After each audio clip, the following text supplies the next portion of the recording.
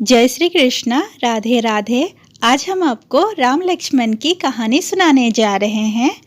एक बार जब भगवान राम, लक्ष्मण और माता सीता राजा दशरथ के दिए हुए आदेश का पालन करने के लिए 14 वर्षों के लिए वनवास के लिए निकल गए, तब भगवान राम, माता सीता और लक्ष्मण जी ने रास्ते में आने वाली सभी नदियों गंगा, यमुना, गोमती नदी में पितृदान करते हुए आगे की ओर चलने लगे। जंगल पहुंचकर भगवान राम, माता सीता और लक्ष्मण जी ने कंदमूल फल खाकर जंगल में अपना जीवन यापन किया और धीरे धीरे समय गुजरने के बाद जब कार्तिक का महीना शुरू हुआ, तब भगवान राम ने अपने भाई लक्ष्मण जी से कहा, जाओ जंगल से कंदमूल और फल ले आओ और लाकर उनको अपनी भाभी सीता माँ को दे दो। अपने बड़े भाई भगवान राम की आज्ञा पालन करते हुए लक्ष्मण जी ने जंगल से कंदमूल और फल ले आए और कंदमूल फल लाकर माता सीता जी को दे दिया। भगवान राम ने अपनी पत्नी माता सीता से कहा कि बहुत जोर से भूख लगी है, जल्दी से यह फल और कंदमूल हम लोगों को परोस के दे दो। माता सीता ने कंदमूल और फल के 4 भाग किए और 4 जगह परोस दिया, जिसको देखकर भगवान राम और लक्ष्मण जी ने माता सीता से कहा कि यहाँ पर तो 3 लोग हैं, तो आपने 4 जगह पर क्यों परोसा है? माता सीता ने बताया कि यह जो चौथा हिस्सा है वो गौमाता का है। भगवान राम और लक्ष्मण जी गौमाता को खिलाने के लिए चले जाते हैं। जब भगवान राम और लक्ष्मण जी गौमाता को कंदमूल और फल खिलाकर वापस आते हैं, तब भगवान राम माता सीता से कहते हैं कि सीता, तुमने भोजन करना क्यों शुरू नहीं किया? माता सीता ने बताया कि सबसे पहले मैं राम कथा सुनती हूँ, उसके बाद ही भोजन ग्रहण करती हूँ। भगवान राम और लक्ष्मण जी ने माता सीता से कहा कि आप मुझे राम कथा सुना दीजिए, लेकिन तभी माता सीता ने भगवान राम जी से कहा कि नहीं, आप मेरे पति हैं, जिसके कारण मैं आपको यह कथा नहीं सुना सकती। भगवान लक्ष्मण जी ने माता सीता से कहा, आप मुझे सुना दीजिए। जिसके बाद माता सीता ने लक्ष्मण जी से कहा, आप मेरे देवर हैं, इस वजह से मैं आपको यह कथा नहीं सुना सकती। मैं यह कथा सिर्फ किसी औरत को ही सुना सकती हूँ। तब लक्ष्मण जी ने कहा कि माता सीता इस जंगल में कैसे किसी औरत को खोजेगी? तभी लक्ष्मण जी ने अपनी माया से जंगल में ही एक नगर का निर्माण कर दिया और उस नगर में सभी चीजें सोने की थी। सभी चीजें सोने के होने के कारण उस नगर का नाम सोन नगरी था। नगर में रहने वाले सभी लोग बहुत अमीर थे और उनको यह बात का बहुत घमंड था। जब माता सीता इस नगर में कुएं से पानी लेने गई, तब उन्होंने कुएं से पानी लेने आई कई महिलाओं से बात करने की कोशिश की। तब किसी भी महिला ने माता सीता से बात नहीं की और वहां से चली गई। जिसके बाद एक छोटी सी बच्ची माता सीता के पास आई। तब माता सीता ने उस बच्ची से कहा कि तुम मुझसे राम कथा सुनोगी? और तभी माता सीता ने कहा कि मेरे पति और मेरे देवर भूखे हैं, तुम मुझसे राम कथा सुन लो। लेकिन उस बच्ची ने कहा कि मेरी माँ मेरी प्रतीक्षा कर रही है, मुझे जाना होगा, और वह बच्ची वहाँ से चली गई। यह देखकर और उन महिलाओं के द्वारा किए हुए अपमान के कारण माता सीता को अत्यधिक क्रोध आ गया, जिसके कारण माता सीता ने उस स्वर्ण नगरी को वापस से एक सामान्य नगर में परिवर्तित कर दिया।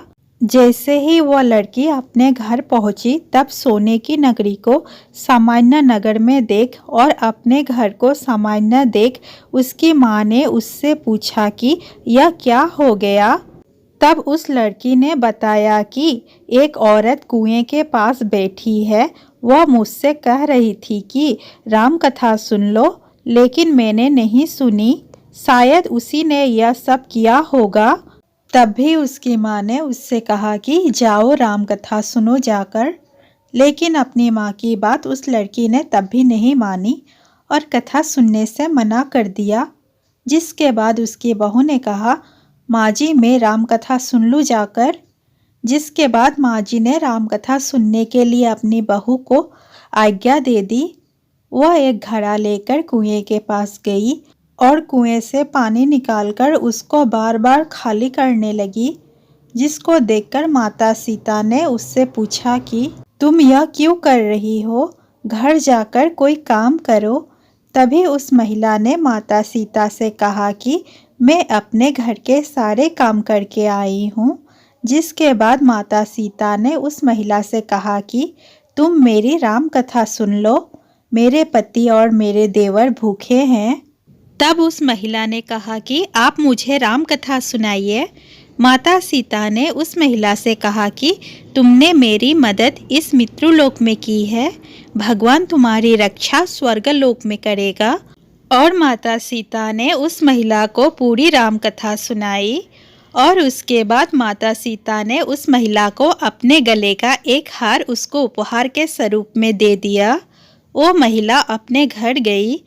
तब उस महिला के मटके सोने के सिक्कों से भर गए।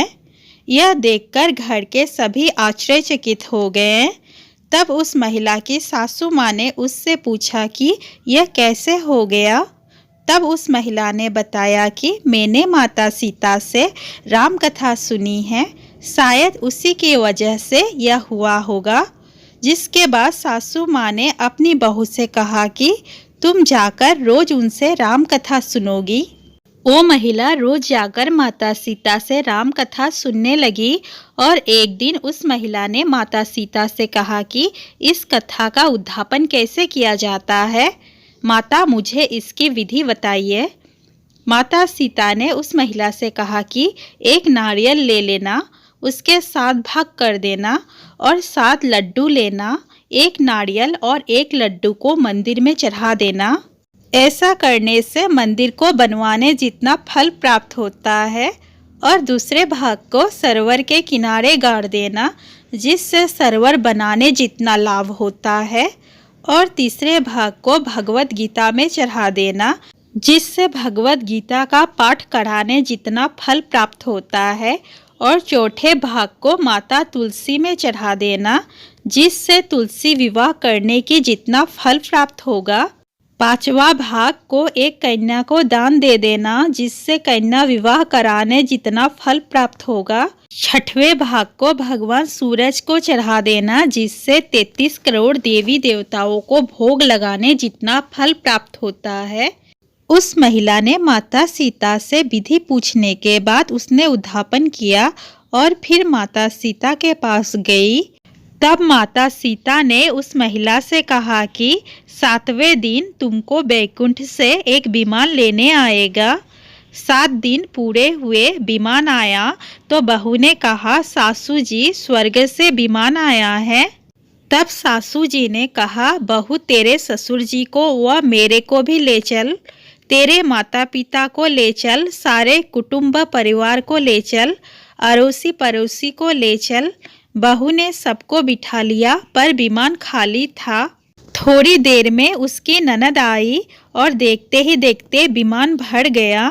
तब बहू ने कहा, माता सीता मेरी ननद बायसा को भी बिठा लो। पर माता सीता ने कहा, इसने कभी कोई धर्म पुण्य नहीं किया। तब बहू ने कहा, बायसा आप पहले कार्तिक मास में राम लक्ष्मण जी की कथा सुनना, उसके बाद आपके लिए बैकुंठ से विमान आएगा। गांव के सारे लोग एकत्र हो गए और पूछने लगे, बाई तूने ऐसा कौन सा धर्म पुण्य किया, भागवत गीता के पाठ किए, हमें भी बताओ। तब बाई ने कहा, मैंने तो माता सीता से प्रतिदिन राम कथा सुनी और नियम से उद्यापन किया। तब समस्त ग्रामीण राम कथा सुनने की जिद करने लगे। तब बाई राम कथा कहने लगी और सब नर नारी सुनने लगे। राम कथा संपूर्ण होते ही समस्त नगरी सोने की हो गई। बाई ने कहा, जो कोई राम कथा सुनेगा उसको मेरे समान ही फल मिलेगा। सब राम लक्ष्मण जी की जय जयकार करने लगे और विमान स्वर्ग में चला गया। 7 स्वर्ग के दरवाजे खुल गए। पहले द्वार पर नाग देवता समस्त देवी देवता पुष्प वर्षा करने लगे। देवताओं ने पूछा कि तूने क्या पुण्य किया है। तब उसने कहा कि मैंने राम लक्ष्मण सीता जी की कहानी सुनी है।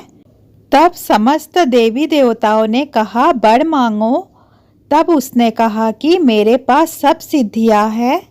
अगर आप मुझे वर देना चाहते हैं तो यह वर दें, जो भी श्रद्धा व भक्ति से राम लक्ष्मण की कहानी सुनेगा उसको भी मेरे समान ही फल मिले।